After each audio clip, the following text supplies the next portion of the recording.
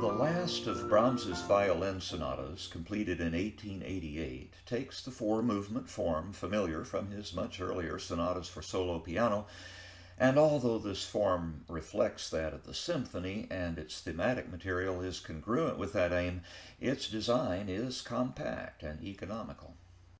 The key scheme calls for movements in D minor, D major, F sharp minor, and D minor in that order, and the formal plans are all traditional. In this recording, we'll hear Itzhak Perlman and Vladimir Ashkenazy in a release by EMI Classics. Movement 1 is in sonata form without an exposition repeat. Its first theme is a broad-breathed, soulful lament by the violin with an agitated accompaniment from the piano. This accompaniment will figure large in the movement, so be sure to file it away in your mind. That opening theme is harmonically progressive, which is to say that it ends in a key other than the one in which it began. This is also important, so keep it in mind. The transition behaves as we might expect, conveying the music to the movement's relative major key, and it is in that key that the exposition closes. An important feature of the closing is the minor subdominance in an F major context. Those B-flat minor chords are said to be borrowed from the parallel minor key. Keep them in mind because Brahms is going to do something wonderful with them in Movement 2. The development section is one of the most remarkable I've ever encountered. Pay attention to the pianist's left hand, which pounds away relentlessly at the movement's dominant pitch. This development truly consists of nothing but a dominant prolongation. It is its own retransition in a sense. The violinist's bariolage effects, which give the beginning of the development a very distinctive sound, will return to open the coda, so that's one more thing to keep track of. Now, after that compact development, the first theme returns as we would expect. That return is beautifully colored by a register change. The violin is now an octave lower than at the beginning, with the pianist's right hand tracing the theme in the violinist's original octave. It is a magical transformation. Remember that during the exposition, that theme wandered away from its tonic key and ended up in the minor dominant. The same thing happens here, which leaves this distinctive theme unfinished now twice. This, in conclusion, will have to be addressed. The transition this time goes a different way than before, soon landing in F sharp minor, a key that will be important later during the sonata, for a brief interpolated second development section, which helps to balance out the movement by compensating for the brief formal development. This yields a second theme in D major, as historical precedent has led us to expect. However, instead of closing politely as before, theme 2 now forges a new path into B-flat major, the flat submedian, which proves a way back into D minor to set up this movement's most strikingly novel feature, a full return of theme 1 in D minor, this time closing in the same key in which it began. Think about the broad design here. At the beginning and at the recapitulation, theme 1 wandered off into the minor dominant key, thus unresolved. At this third rondo-like appearance, the tonic key is hewed to faithfully, so it is this appearance of the theme that resolves the whole. You've often seen me talk about antecedent and consequent phrases in paragraphs. That's the principle of periodic construction that I have in view in those cases, where a passage completes the project begun by an earlier passage. In this case, we have that principle expressed on a grand scale. It's something that only a first-rate composer would even think of doing.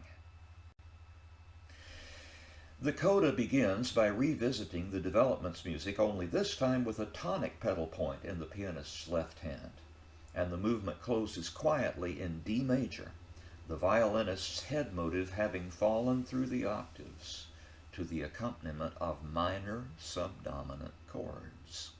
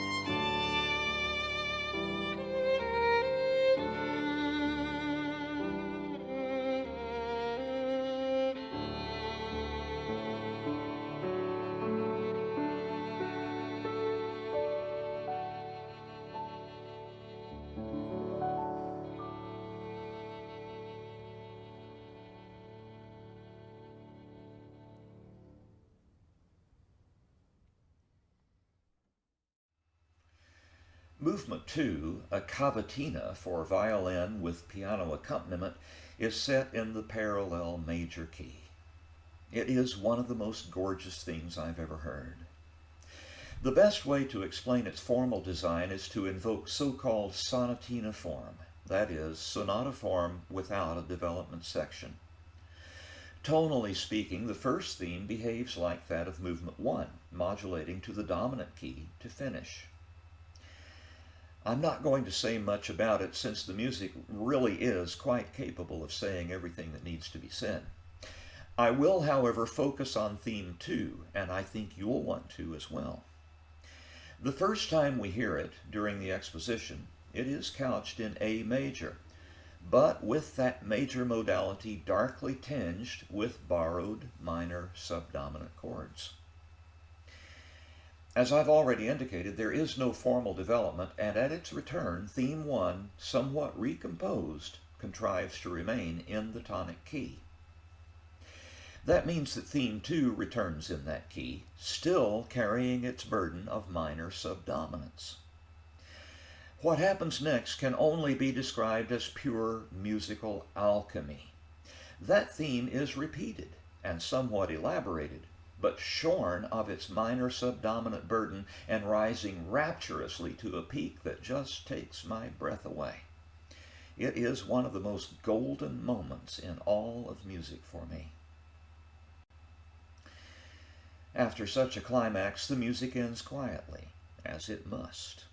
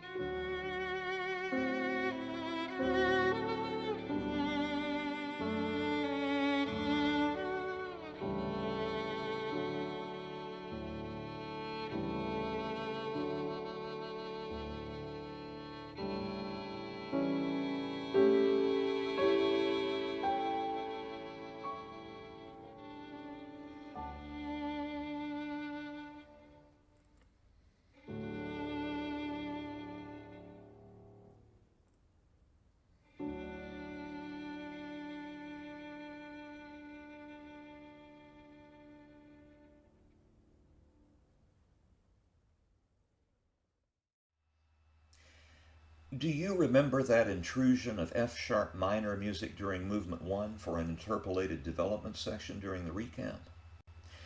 That key now returns to furnish the underpinning for a stammering, fidgeting scherzo in ABA form, which serves as a kind of interlude within the whole.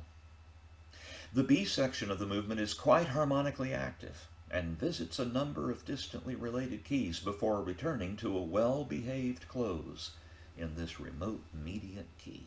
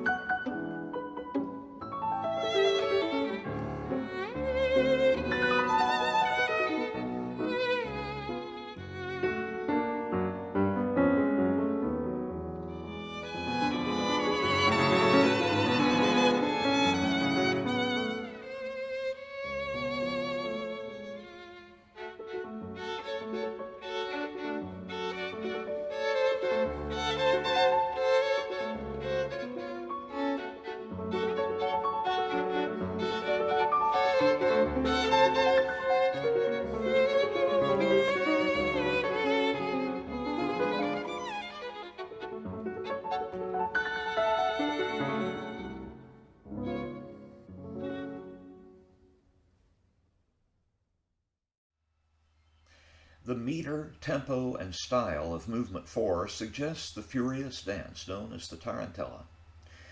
We return, of course, to the tonic key, and the sonata rondo plan furnishes the formal template.